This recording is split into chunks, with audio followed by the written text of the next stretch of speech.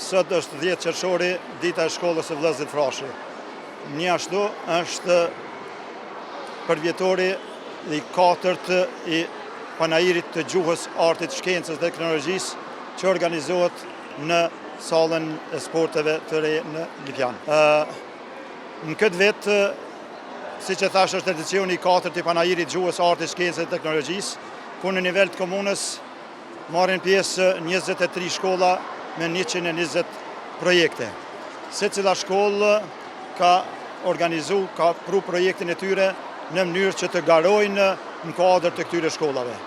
Ne si shkolli kemi bërë të gjitha përgatitjet, ku një fush për shembull ka 3 juri që vlerësojnë punën e secilit projekt, pastaj grumbullohen 3 komisionerët dhe në fund jepet çmimi i merituar i atyre projekteve të cilat e meritojnë nga shkollat e ndryshme, nga nxënësit e ndryshëm.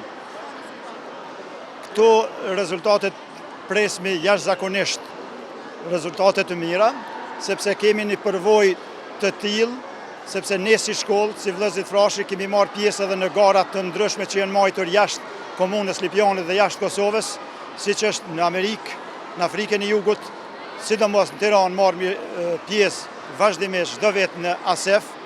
Prandaj nxënësit janë të përgatitur, nxënësit kanë ide inovative, kreative që t'i paraqesin projektet e tyre që do t'i hynë punë edhe komunitetin të ardhmen. Faleminderit për juve që keni gjetë kohë me ardhur na prezantu punën tonë. Jam nxënëse e Vëllezrit Frashri edhe jam klasë. Në këtë panajër kam marrë pjesë në lëndën e matematikës me këtë projektin këtu siç po shihet. Edhe do me thonë kam pasur për qëllim për të treguar se matematika dhe gjeometria nuk është vetëm brenda një klase, por është edhe në qytet, në rrugë, në shtëpi, gjithka.